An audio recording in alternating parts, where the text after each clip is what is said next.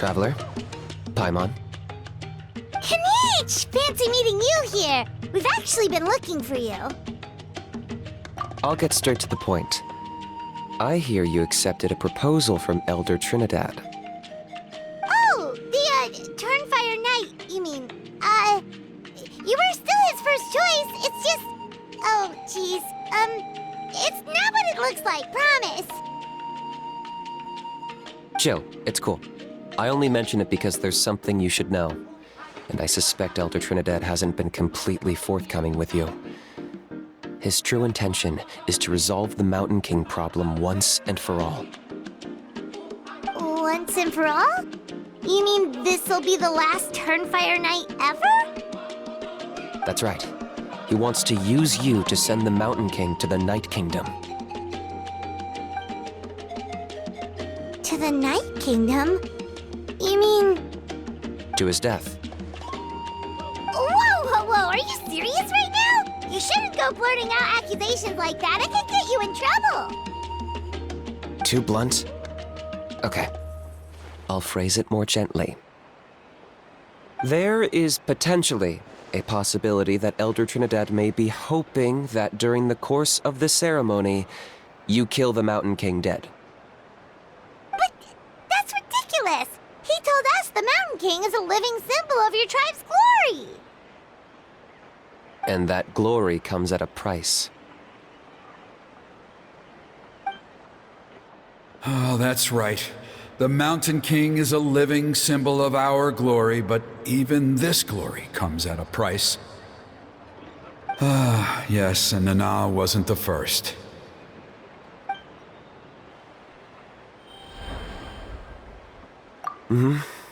She likely won't be the last to lose her life either.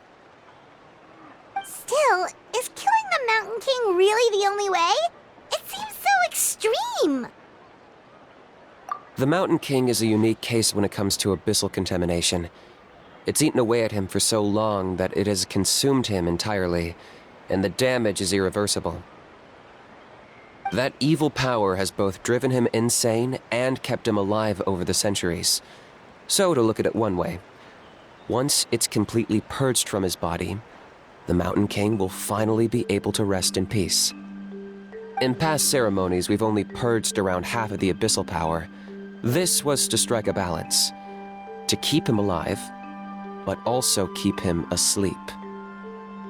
Trinidad didn't say anything about how much power he wanted us to purge, but he did say there were some more details to go over before the ceremony. Then it sounds like you'll know for sure soon enough.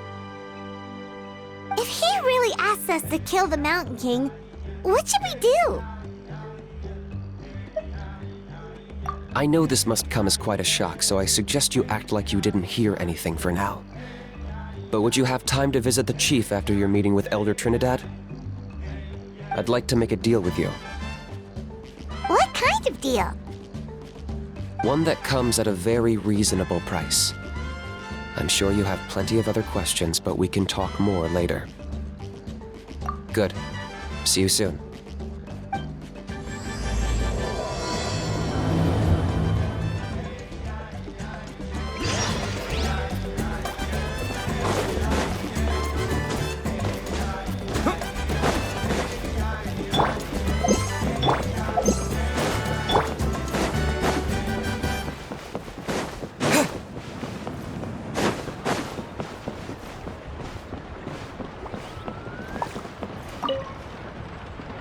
Ah, mighty Outlanders, you have returned. Did you have a good rest? It was, pretty good, yeah. Glad to hear it. Things are progressing very smoothly on my end. Many of the elders have heard of your heroic deeds, including the chief. They all speak very favorably of you. There are still those who insist that the ceremony should be performed by the bearer of the Malipo name. But they're just stuck in the past. We need to move with the times. Plus, Kinich doesn't want to do it anyway. Exactly. So, now, it's time for us to discuss the finer details of the ceremony. We covered the fire lighting part of the proceedings yesterday. The next part is the purification of the Mountain King. It's quite simple. You just need to use the sacred flame. We've done it plenty of times before, and it's always very routine. I'm sure you won't have any problems. One point I'd like to stress, though, is that you need to burn away as much of the abyssal energy as you possibly can. The more we dispel, the longer the Mountain King will remain asleep. Asleep, huh? Precisely.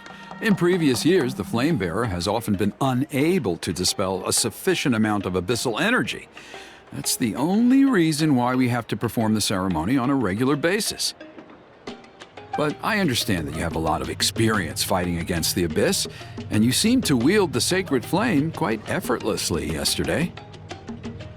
With your help, I'm optimistic this time we can dispel all the remaining abyssal energy from the Mountain King's body, freeing us from this ever-looming threat for many years to come.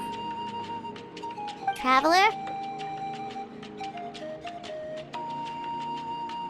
So this doesn't faze you at all, huh? You clearly have a lot of confidence in yourself. If that's all you really need to know, the ceremony's in 3 days. I'll come and fetch you when we're ready. In the meantime, feel free to take a look around our settlement. It would mean a lot to the elders if you got to know some of our people. And if you wouldn't mind helping them out with a few errands here and there, that would be even better. So now we have extra errands to run?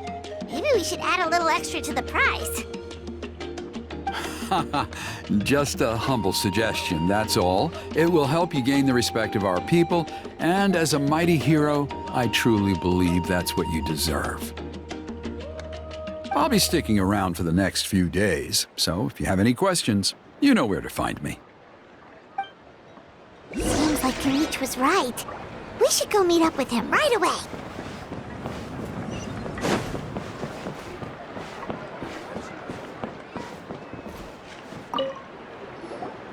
Huh, you're here. Kinch! Elder Trinidad said that... I can tell. It's written on your faces. Is that the Traveler in Paimon? Forgive me for not being there to welcome you on your arrival. That should have been my duty as chief. Hello, Chief Waina. I only heard the news from Trinidad yesterday, so I asked Kinich to invite you over for a quick chat.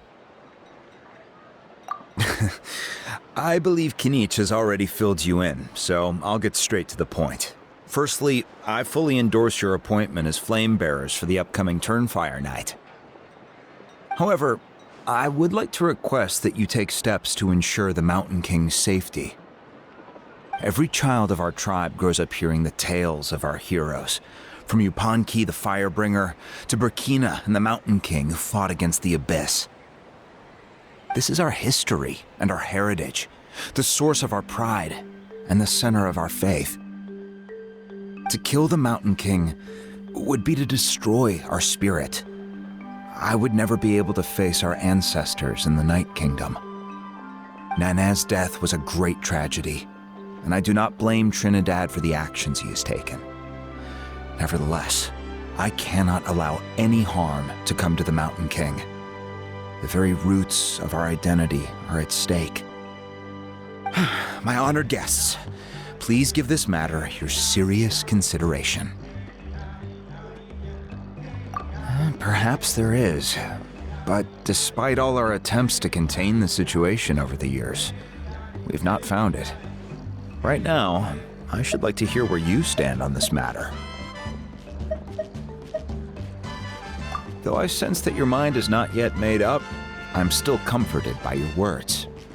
There are 3 days left before the ceremony. I hope they will bring you clarity. So, Kinch, earlier you were saying that... Let's walk and talk. I'll show you around the tribe. That works too.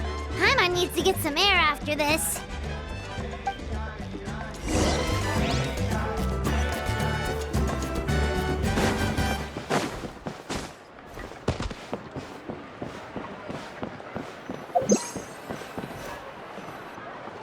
Kinch, Paimon finally understands why you turned Trinidad down. You knew what he was planning, didn't you? That's why you didn't want to be the flame bearer this time, because it's a double-edged sword.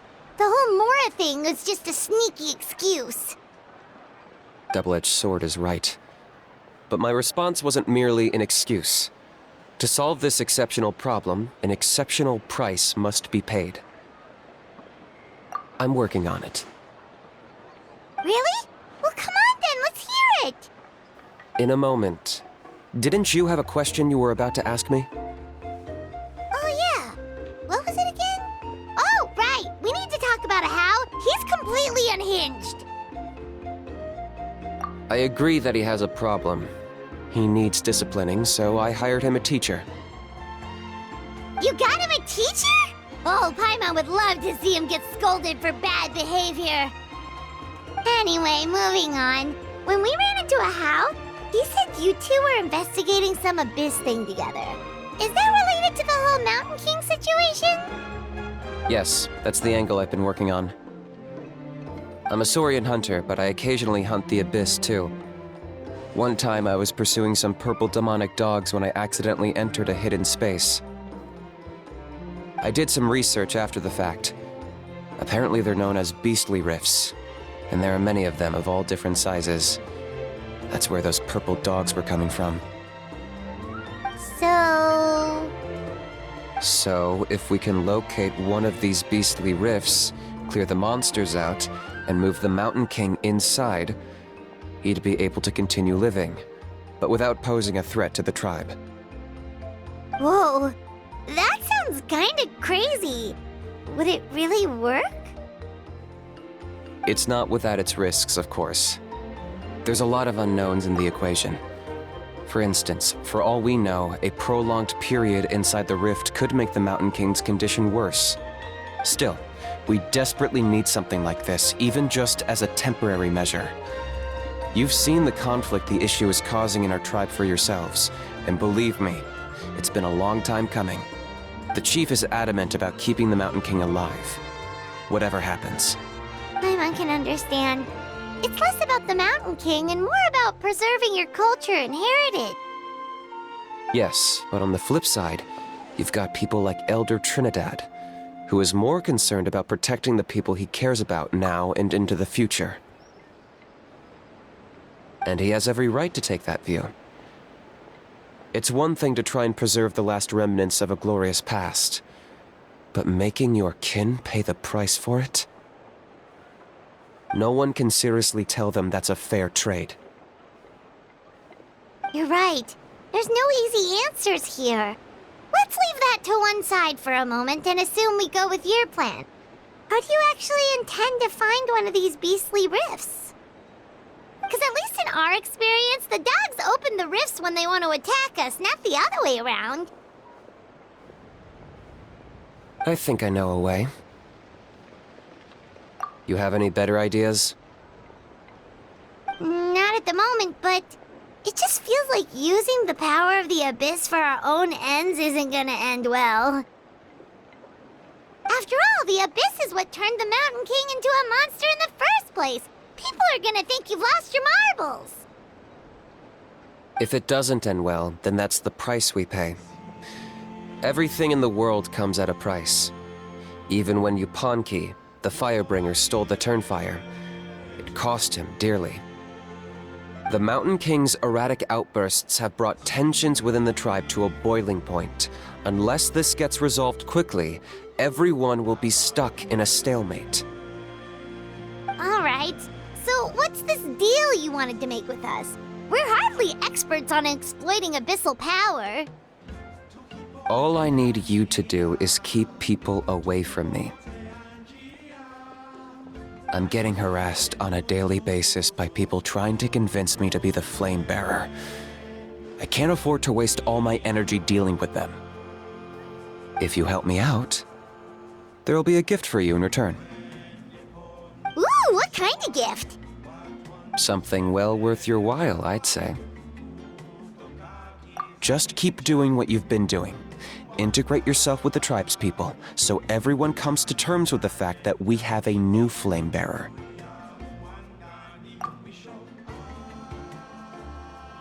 That way, I won't have an endless stream of people coming to beg me to join the ceremony, and I can focus on finding a way to summon the beastly rift.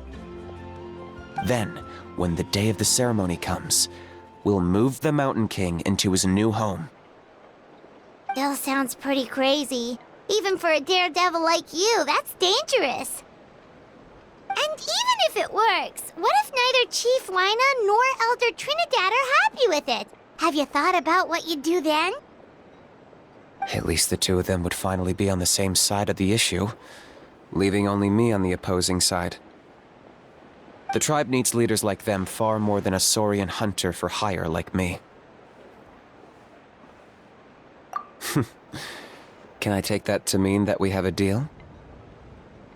For sure. And who knows, maybe we'll come up with an even better solution to all of this in the next couple of days.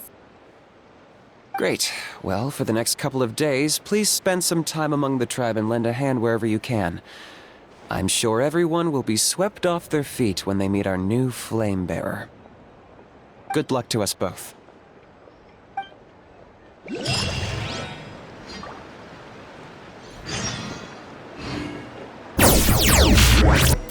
Okay, task for the day. Meet the tribe's people and take some heat off of Kinich's back.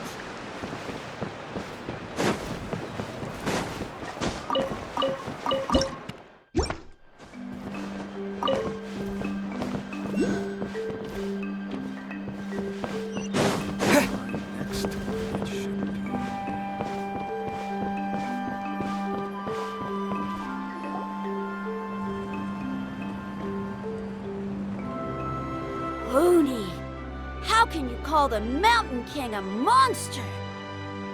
Because he hurt a lot of people, and look what happened to Nana. But it wasn't on purpose. The Mountain King is sick, that's all. He's been hurt by the Abyss.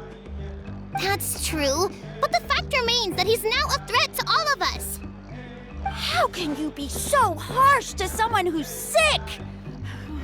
If you don't take back what you just said, I don't know if we can carry on being friends.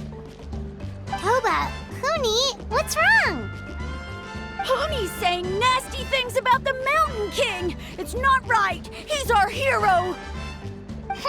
Once upon a time, maybe, but not anymore.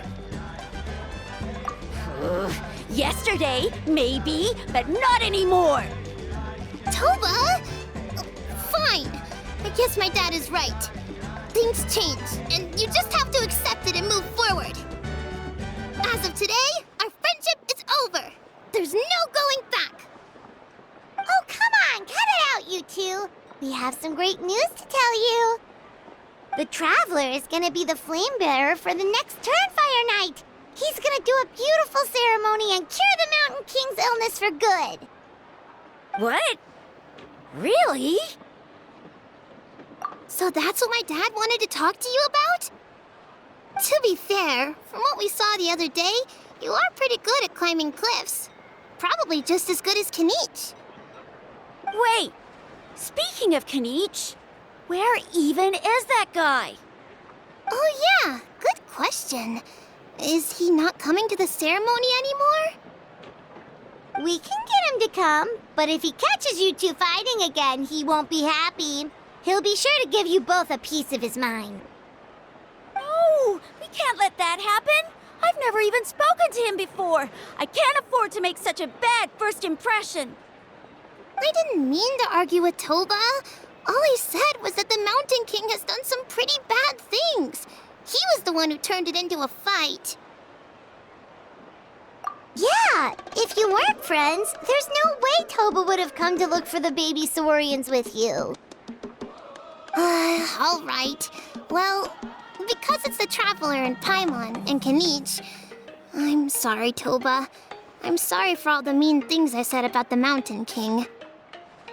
Dad just really misses Nana, and I was really upset that she's gone, too. Huh? Oh. I shouldn't have spoken to you the way I did either. It wasn't very nice of me. For the Traveler and Paimon, Kinich, and for Nana. I'm sorry too, Huni. Guess so. Toba, if I ever say something mean about the Mountain King in the future, I'll make sure I say it to someone else, and not you. I'd better go buy some colored cloth for my dad now. He needs it for Turnfire night. Let's play again some other time. See you, Toba. See you, Traveler and Paimon. Okay. I'll head home as well then. See you next time.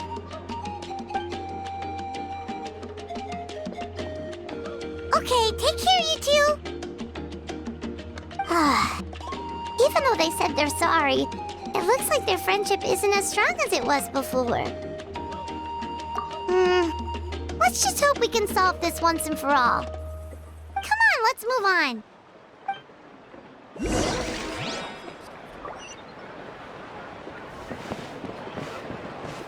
Huh? What's going on over there? Let's take a look.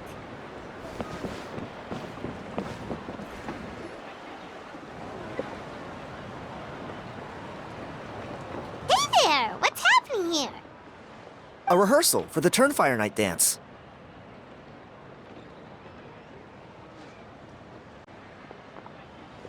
Ooh, there's a dance involved? Paimon wants to learn too! I guess you're not from these parts, huh? It's rare to see a new face around the tribe these days. I thought everyone would be keeping away. Why do you say that?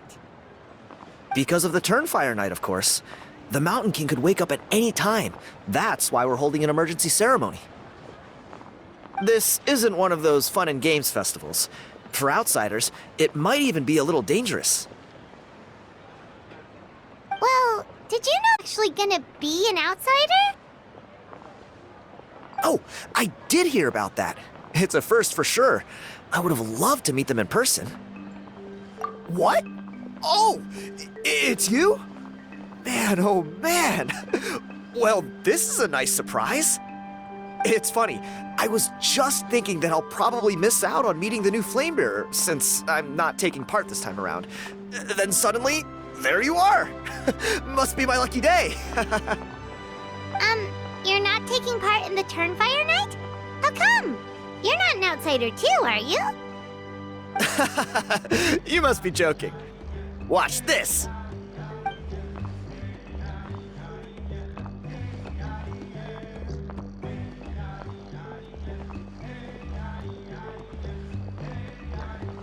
Not bad, right? Yeah, I'm considered one of the better looking guys who dances beneath the pillars of the sacred flame. Been doing it a few years. Always gets the ladies out to watch. Oh, very impressive. So why'd you quit? Well, I feel like the whole Mountain King situation is getting more and more precarious. It's just not safe here anymore. One of our elders' Saurian companions even lost her life not long ago. The question is, what are we going to do about this in the long term? But our leaders don't have any answers for us. They're probably too busy fighting about it amongst themselves. The way things are going, it's only a matter of time before it gets violent. So I figured, you know what? Now's as good a time as any to get away for a little while. Go do some exploring. You look a little disappointed. Disappointed? Nah. It's a great opportunity to go see the world. As every male scion of the canopy knows, wherever you are and wherever you go, the only way is forwards. We take pride in that. I won't forget my roots. I managed to get in touch with the Saurian Relic Association. They gave me a simple test. Find a decent quality relic, and they'll make me a member. What's the Saurian Relics Association? You've never heard of it? It's a group of amateur history enthusiasts who do research on the ancient Saurian era. They're all about collecting relics and remnants from that age. Speaking of which, the guy who was Flamebearer before you, I've heard that his Saurian buddy comes from that time. A how? A how's a relic from an ancient Saurian civilization? Oh, yeah, him. So you know those two already, huh? Then, do you know how they met? It was deep inside some mysterious ruin, and they signed a contract there. The association folks say that the kind of contract usually comes with a huge hidden cost. Really? That sounds ominous. Who knows? But if it's true, Kinich can probably handle it. He knows what he's doing with weighing up contracts and costs and stuff. I doubt he'd make a contract that doesn't benefit him. Strangely enough, I actually happened upon a strange mural a while back, and it looked to me like it was depicting a Saurian and a human involved in some kind of Saurian-era contract ritual. Oh, does that count as a relic then? You bet it does. I was all ready to go take a picture of it and use that as my entry ticket to the association. But after all the abyssal activity recently, I heard that area's been overrun by monsters. The best laid plans, huh? I'll just have to wait and see if things improve. Or... you look like you know your way around a fight. I don't suppose there's any chance you'd be able to help? If all you need to get is a picture, that should be pretty achievable, right? The Traveler deals with monsters all the time. It's a piece of cake. Wait, you're seriously gonna help me out? Come on, it's no big deal. Compared to some of the things we've been roped into before, this is nothing. Pyro Archon above, you two have hearts of gold, you know that? You're the kind of people who could dive into the Turnfire deep in the bowels of the Night Kingdom, and it wouldn't burn a single hair off your head. Of course it is. All right, come with me. I'll show you the way.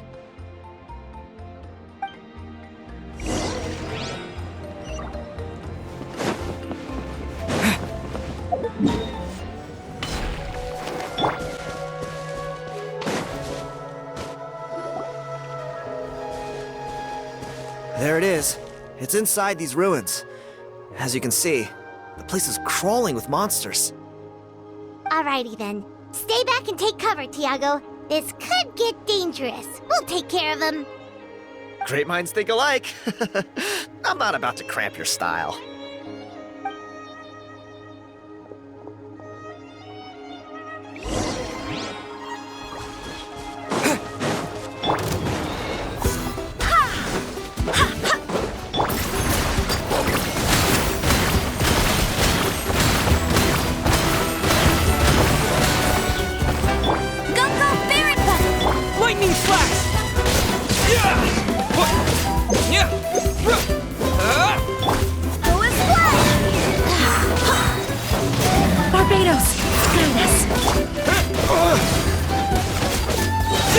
Take this! Bellowing thunder!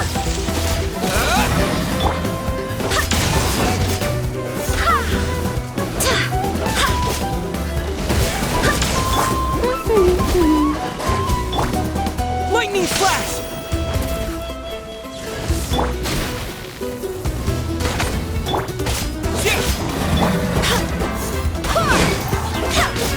No one escapes by Clear the area! Let's go, Twirly!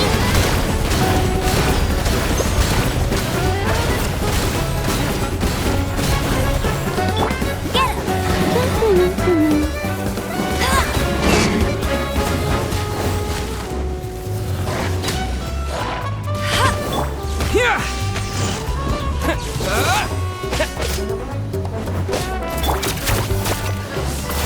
It's nothing! I can walk it off!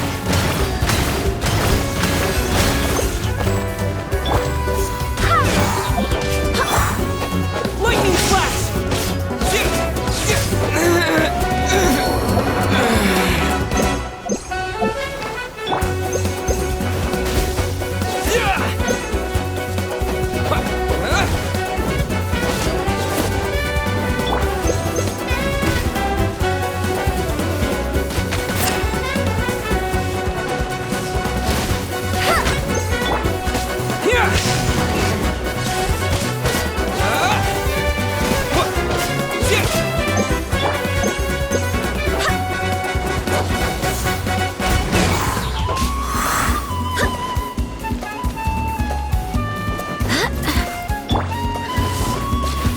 Take this! Let it rain! I'll race you there! Lightning flash!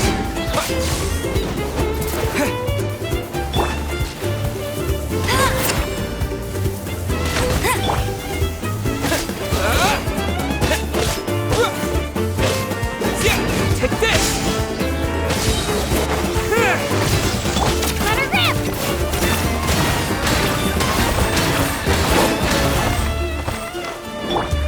swear by my sword! Ha! Go as one!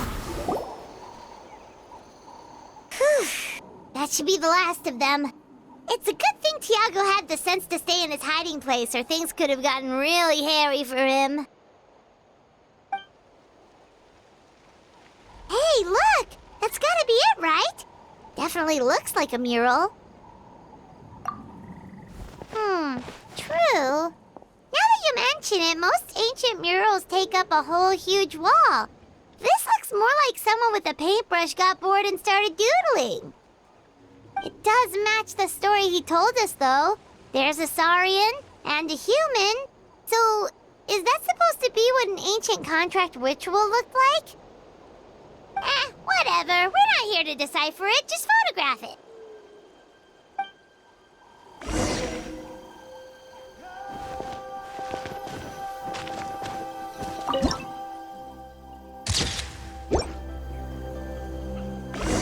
That's a wrap. Let's take it back to Thiago.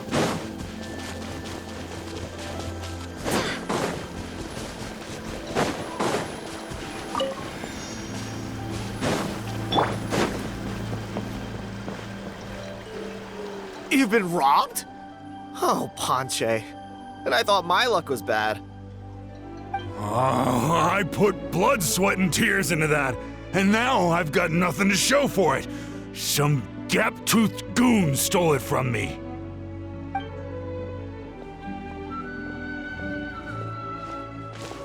Thiago, is this the picture you were looking for? Let me take a look. Yep, that's the one. Pyro Archon above, you two are superhumans. Hey, Ponche, come and say hi to these guys. They're gonna be the new flame bearers, and they're tough as nails. Wait, are you the Traveler and Paimon? Huh? You already know each other? I don't think so. My nephew Toba's been telling everyone about you. He says you're crazy strong, super friendly, that you helped him out, and that you're gonna be our flame bearers this Turnfire night. Oh, so you're Toba's uncle. Great to meet you, sir. Sounds like we've managed to make a bit of a name for ourselves. Toba's not wrong, my friend. These two are honestly some of the nicest, most genuine people I've ever met. Everyone speaks incredibly highly of them. Seriously. If you're comfortable telling them about what happened, I guarantee you they'll sort it out in no time. Really? All I want is to get the fruits of my labor back. Allow me to explain. Ponche is a well-known scholar within our tribe, author of the widely acclaimed book, Yunpanqui's Turnfire. Unfortunately, the book was stolen by a treasure hoarder a few hours ago. I spent years of my life researching that book. I visited every last ruin, interviewed every descendant of every hero in our history. On the word Malipo alone, I covered at least 5 different interpretations of the meaning based on accounts from different villages. It was an unparalleled masterpiece. And now it's all gone. That little goon ambushed me during my morning walk. He snatched all of my belongings, including my entire manuscript. That book was everything to him. It's like they robbed him of his soul when they took it. Look at him. Lost and listless. He's a shell of the man he was. Dear honored guests of our clan, I am but a helpless old student. If only for Toba and Thiago's sake, please help me, I beg of you. See what I mean, Ponche? Now you've run into these two, your luck's about to change, big time. I don't know if he's still there, but come on, I'll take you.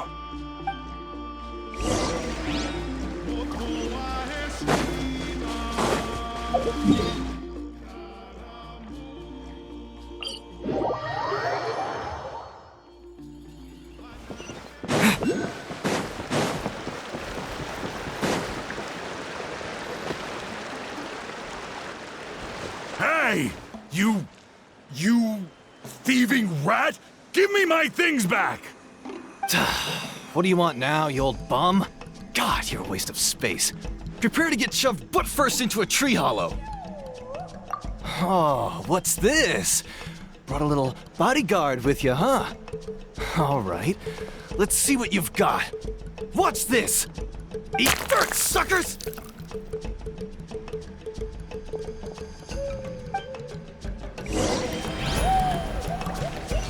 Hey, he's trying to get away! You good? Let's chase him down! Stop, please! By all the warriors, heroes, gods, and kings, I can't run any longer! Please, I don't have your stuff anymore. Have mercy! Oh yeah? Well, where is it then? I threw it away! You threw it away? The old bum's bag didn't have a single mora in it! Just a tatty old book, worn out pens, and some old rags. All that time lying in wait was for nothing. I was so mad I just threw all of it away. Is that really the truth? Okay then, where did you throw it away? The same place you found me. Look, I swear on the Pyro Archon it's the truth. May all my worldly possessions be turned to ash by Turnfire if I'm lying. Okay, that's a pretty strong oath. What do we do now? It sounds like he's telling the truth. Right, let's hope nobody gets to the book before we do. We'll never get it back then.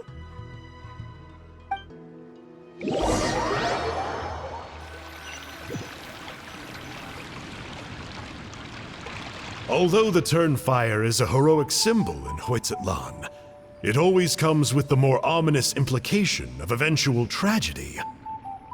This holds true for all bearers of this ancient name in recorded history.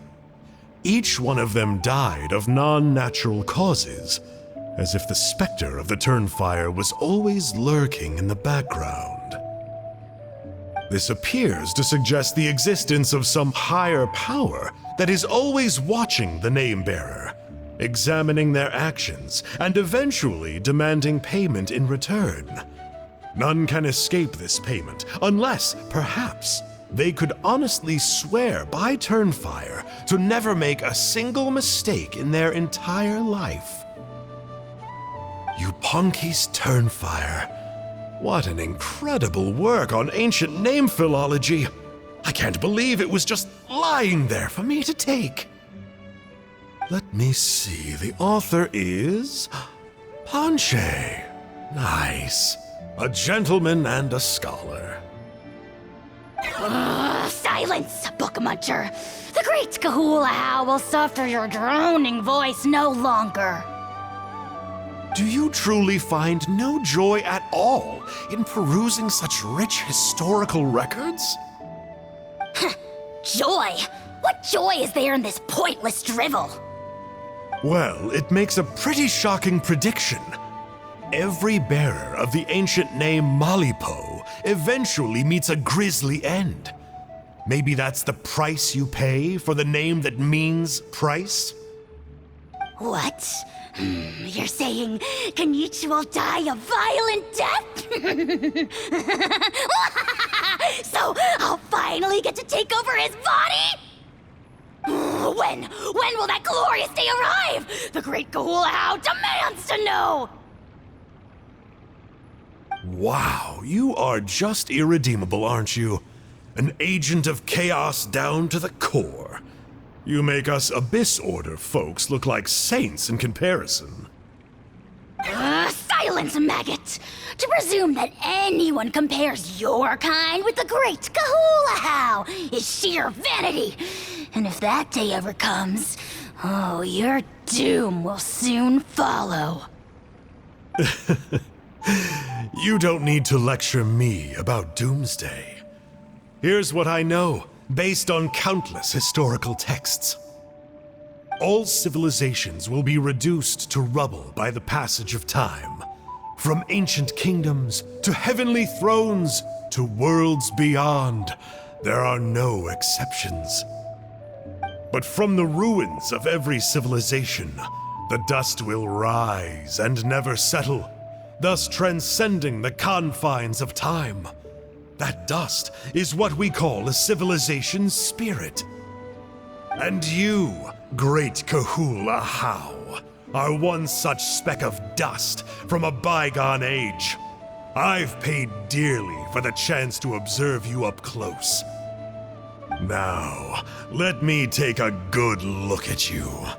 We'll see whether any memories of that age still remain inside you.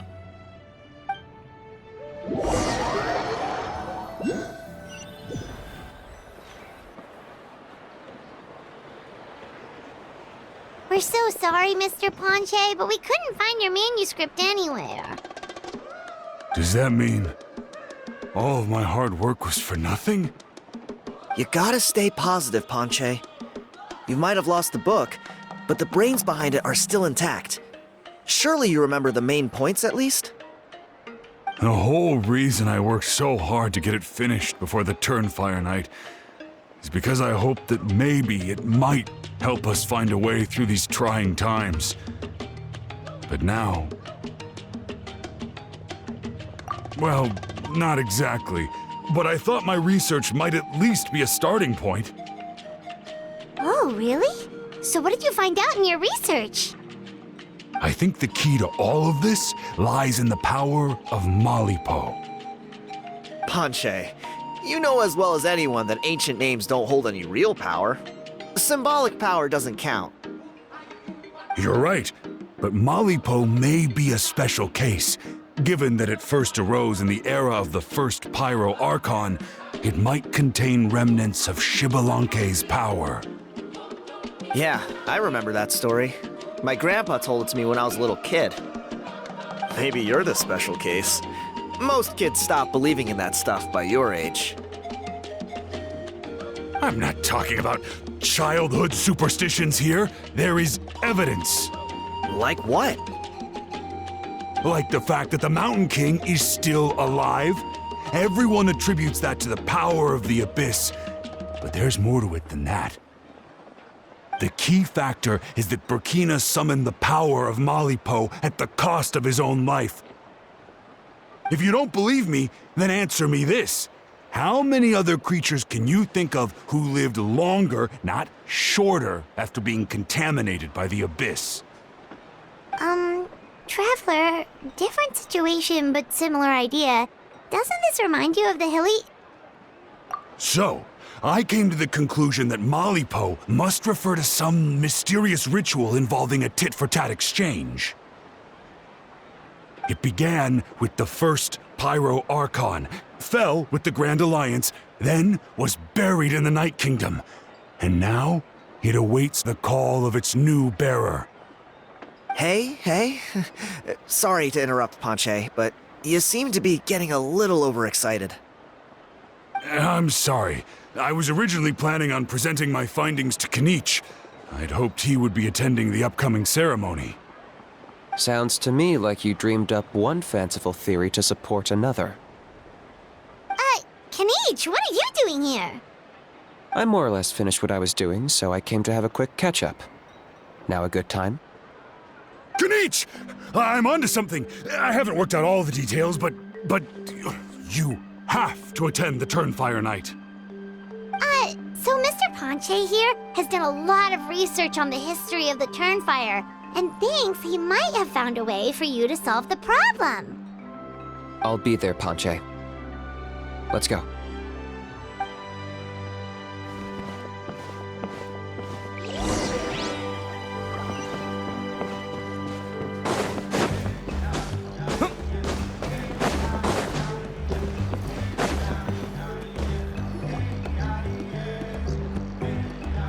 Here will do. Yeah. I'd like your help giving it a trial run tomorrow. If that works, we have our plan come Turnfire night. Sounds like you're not considering Ponche's idea. You heard him. He hasn't worked out the details yet. We need a more practical solution with concrete steps to follow. Yet? Are you saying you think he might actually be onto something? I think it's possible, based on something I know about the war 500 years ago.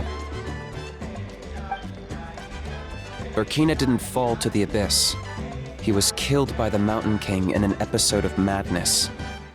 In his final moments, Burkina made the fateful decision to not fight back, and instead pass his blood and power on to the Mountain King.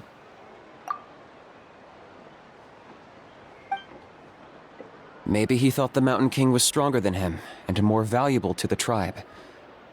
Or maybe it was just out of loyalty to his friend. Either way, I can believe the Turnfire was involved. Whether you think his sacrifice triggered it, or his fate was sealed from the moment he took the Malipo name, it makes sense to me. How can you drop these truth bombs with such a straight face? This is what I've gleaned from my many interactions with the Mountain King. His mind is so disordered. It took some time to piece it all together. The story Elder Trinidad told you was the more palatable version of events. The truth is even darker. The Mountain King's mind isn't just disordered. He is suffering and feels great shame.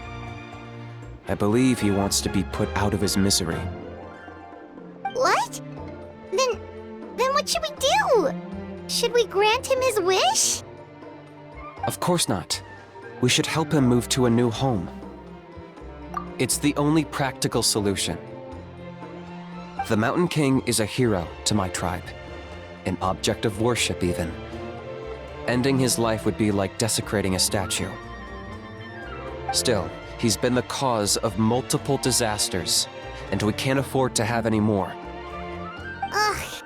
Practical solutions hurt Paimon's brain. Can we follow our hearts next time? Then let's break for the day.